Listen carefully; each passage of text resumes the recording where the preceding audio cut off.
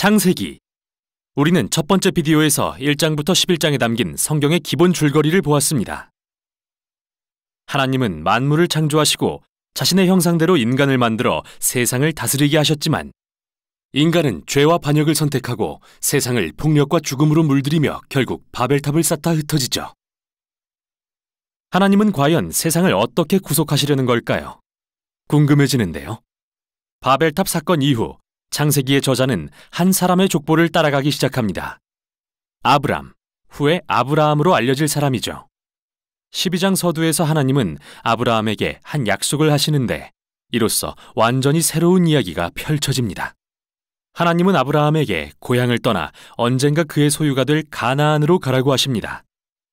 그 땅에서 큰 민족을 이루고 이름이 창대케 되며 복을 받을 거라는 약속과 함께요.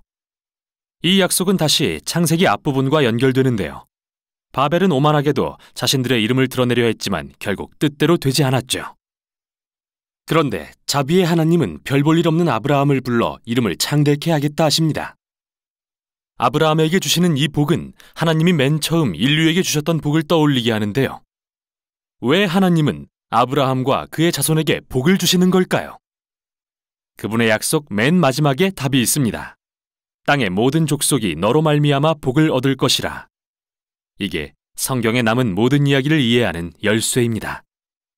하나님은 아브라함의 자손을 통해 반역한 인류를 구원하고 복을 베풀기로 계획하신 거죠. 이게 구약의 모든 이야기가 이 자손, 즉 이스라엘 민족에게 집중된 이유입니다. 또한 이스라엘이 후에 시내산에서 제사장 나라로 불리게 되는 이유이기도 하죠. 하나님은 이들을 통해 다른 민족들에게 자신이 어떤 분인지 보여주고 싶으신 겁니다. 성경에서 선지자들과 시편 저자들이 선포하듯이 열방을 공의와 평화로 다스릴 이스라엘의 메시아 왕이 마침내 이 약속을 성취하실 것입니다. 아직까진 이런 내용이 명확히 드러나지 않지만 계속 읽으면서 약속이 어떻게 전개되는지 보도록 하죠. 창세기의 나머지 부분은 아브라함과 그의 자손에 초점을 맞춥니다. 아브라함, 이삭, 야곱, 그리고 그의 12아들 순으로요. 이들 각 세대의 이야기는 동일한 두 주제를 갖는데요. 먼저 아브라함의 자손은 모든 세대가 실패를 되풀이합니다. 계속해서 나쁜 결정을 하여 삶을 망치고 하나님의 약속을 위기에 빠뜨리죠. 그러나 변함없이 신실하신 하나님은 반복되는 실패에도 불구하고 그들을 구해주십니다. 그들을 통해 열방이 복을 얻을 거라는 약속도 다시 확인해 주시고요. 아브라함의 이야기입니다. 하나님은 아브라함에게 큰 민족을 준다 약속하셨지만 그는 예쁜 아내 때문에 자기 목숨을 잃을까 2번이나 겁을 먹습니다. 심지어 부부가 아니라고까지 해서 이게 결국 모든 문제의 원인이 되고요. 뿐만 아니라 아브라함과 아내 사라는 아이를 갖지 못하는데요. 그러자 사라는 아브라함을 자기 여종인 하갈과 자기해서 또다시 많은 문제를 야기합니다. 하지만 하나님은 매번 아브라함을 구해주십니다. 15장과 17장에서는 심지어 아브라함에게 언약, 즉 공식적인 약속을 맺으십니다. 매우 유명한 장면이죠. 아브라함에게 밤하늘에 별을 세어보라고 하시면서 그의 후손이 이처럼 셀 수 없이 많아질 거라고 하십니다.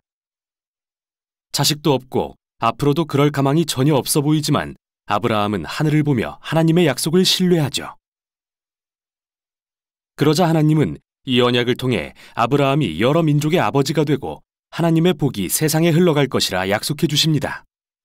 하나님은 아브라함에게 언약의 증표로 가문의 모든 남자아이에게 할례를 베풀라고 명하시는데요. 이건 그의 자손이 번성하는 게 하나님의 선물임을 기억하게 하는 상징이 됩니다. 마침내 아브라함은 많은 자식을 낳고 나이가 들어 생을 마칩니다. 이제 야곱이 주인공이 되어 더 드라마틱한 이야기를 이어가는데요. 그는 태어나면서부터 자기 이름처럼 속이는 자로 살아갑니다.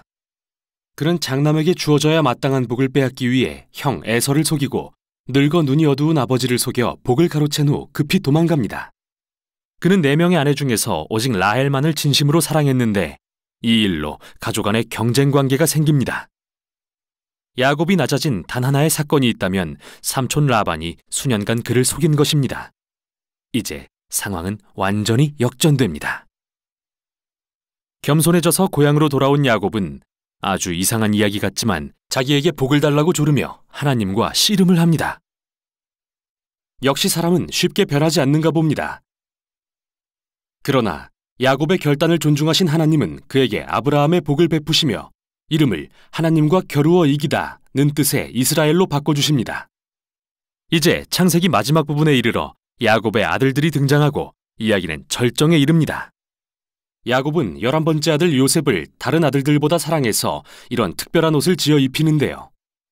이런 요셉을 미워한 10명의 형들은 그를 납치해서 죽일 계획을 세우지만 결국 이집트의 노예로 팔기로 결정하고 거기서 요셉은 감옥에 갇히게 됩니다.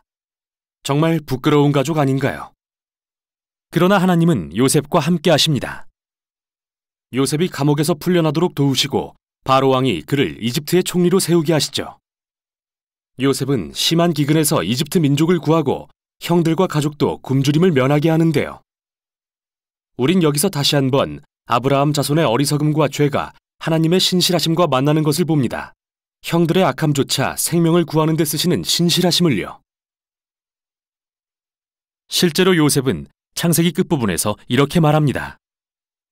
형들은 악을 꾀했지만 하나님은 그걸 선으로 바꾸사 많은 생명을 구원하게 하셨어요. 이 말이 전략적으로 창세기의 맨 끝에 나오는 이유는 단순히 요셉과 형들의 이야기를 넘어 창세기 전체를 요약하는 말이기 때문입니다. 창세기 3장 이후 이기적이고 악한 행동을 멈추지 않는 인간들, 그러나 하나님은 세상을 내버려두지 않으십니다. 신실하신 하나님은 인간의 실패에도 불구하고 여전히 복을 주려 하시죠. 특히 우리는 창세기에서 여자의 후손에 대한 신비로운 약속이 어떻게 발전하는지 볼 수 있는데요. 3장을 기억해 보세요. 상처 입은 승리자가 오셔서 뱀을 짓밟고 악의 근원을 이길 거라 하신 약속 말입니다. 저자는 이제 이 약속과 아브라함의 족보를 연결하는데요.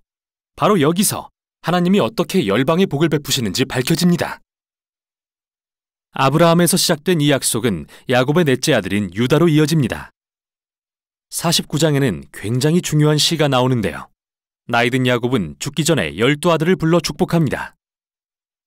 유다의 순서가 되자 그는 유다 지파가 이스라엘의 왕족이 되고 언젠가 한 왕이 나와 모든 민족이 그에게 순종할 것이며 온 세상에 에덴 동산의 복이 회복되는 약속이 이루어질 거라 예언합니다.